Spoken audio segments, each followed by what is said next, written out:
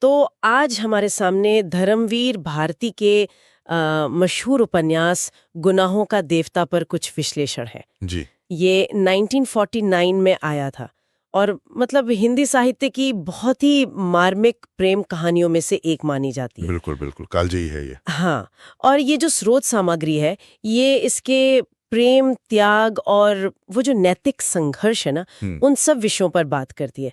तो चलिए देखते हैं कि इन विश्लेषणों में क्या खास बातें हैं। जी। देखिए, इन विश्लेषणों का जो मूल है वो चंदर और सुधा के बीच का वो असामान्य अनकहा सा प्रेम है। हाँ, अनकहा प्रेम। हाँ, स्रोत इस बात पर जोर देते हैं कि चंदर, जो प्रोफेसर शुक्ला का मतलब होनहार छात्र है, वो सुधा से प्रेम तो करता है, गहरा प्रेम, पर अपनी एक आदर्शवादी सोच है उसकी। अच्छा, कैसी सोच? वो सोच के प्रेम को दैहिक चीजों से परे रखना है, एकदम पवित्र, आध्यात्मिक। और इसी चक्कर में वो प्रेम को व्यक्त करने को ही एक तरह का गुनाह समझ बैठता है, गुनाह। और स्रोत ये भी बताते हैं कि ये सिर्फ चंदर की तरफ से नहीं है, मतलब सुधा भी उतना ही गहरा प्रेम करती है। हाँ बिल्कुल, लेकिन वो सामाजिक मर्यादाओं में, परिवार की इज्जत, उन सब में बंधी हुई है, तो उसका प्रेम भी मतलब खामोश रह जाता है। और कहानी का सबसे दुखद मोड़ शायद यही है कि ये अनकहा रह जाता है और फिर सुधा का विवाह कहीं और। हाँ वही। और इसके बाद उपन्यास ज्यादातर चंदर के अपने अंदर के संघर्ष, उसके अकेलेपन पर चला जाता है।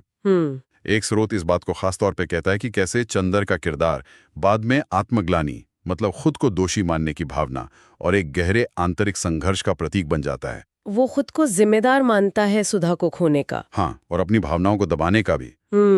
और ये जो अपराध बोध है ना, वो उसे अंदर ही अंदर खाता रहता है। ये दिलचस्प है कि स्रोत चंदर के आदर्शवाद को सिर्फ अच्छा नहीं मानते।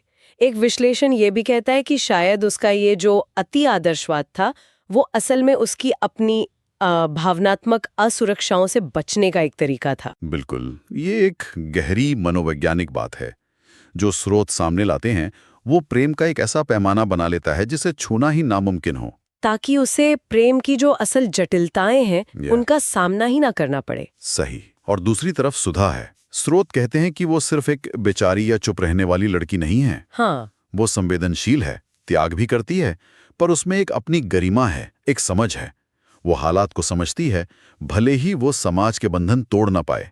मतलब उसे एक मजबूत किरदार की तरह देखा गया है। हाँ, भावनाओं की गहराई के बावजूद वो अपनी मर्यादा बनाए रखती है। और भारती जी की लिखने की शैली, स्रोतों में उसकी बहुत तारीफ है। जी बिल्कुल। कहा गया है कि भाषा बहुत भावुक है, काव्यात्मक है, और पात्रों के मन में, उनके द्वंद्वों में पाठक को सीधे उतार देती है। ऐसा लगता है जैसे हम खुद महसूस कर पा रहे हों चंदर और सुधा का दर्द। हाँ, और स्रोत कहते हैं कि यही वजह है उनके संवादों की स्वाभाविकता, उनका मनोवैज्ञानिक चित्रण, कि ये उपन्यास आज भी इतना लोकप्रिय है। इसलिए तो इसके जितने अनुवाद हुए, नाटक बने, टीवी सीरियल भी बना। और विश्लेषण ये भी देखते हैं कि चंदर का जो संघर्ष है आदर्श और यथार्थ के बीच, वो पवित्रता की चाह और इंसानी भावनाओं के बीच, वो आज भी उतना ही मौजूद है। तो मतलब ये कहानी जो 1940s के दशक के माहौल में लिखी गई थी वो आज भी हमारे समाज के लिए मायने रखती है। स्रोत शायद यही कहना चाह रहे हैं। निश्चित रूप से स्रोत इसी तरफ इशारा करते हैं कि भले ही समाज का बाहरी रूप बदला हो, पर प्रेम, शादी, सामाजिक दबाव, भावनाओं को कहने या छुपाने की जो कश्मकश है वो आज भी वैसी है। ये विश्लेषण हमें इस उपन्यास को सिर्फ एक दुखद प्रेम कहानी से आगे देखने को कहते हैं। ये असल में जीवन की जटिलताओं पर, आदर्शों के बोझ पर, त्याग के मतलब पर और समाज के नियमों के सामने प्यार की क्या कीमत है, इस पर एक गहरा विचार है। हाँ, ये दिखाता है कि कैसे इंसान कभी-कभी अपने ही बनाए गुनाहों के डर से प्रेम जैसी स्वाभाविक चीज की बलि चढ़ा देता है। बिल्कुल। और अंत में ये स्रोत हमें एक बुनियादी सवाल के साथ छोड़ जाते हैं, है ना? हाँ, कि प्रेम का असली मतलब क्या है? किसी को पा लेना या उसके लिए खुद को त्याग देना? चंदर और सुधा की कहानी इस सवाल को और भी गहरा कर देती है। ये कैसा विचार है जो इस चर्चा के खत्म होने के बाद भी मतलब सोचने पर मजबूर करता रहेगा।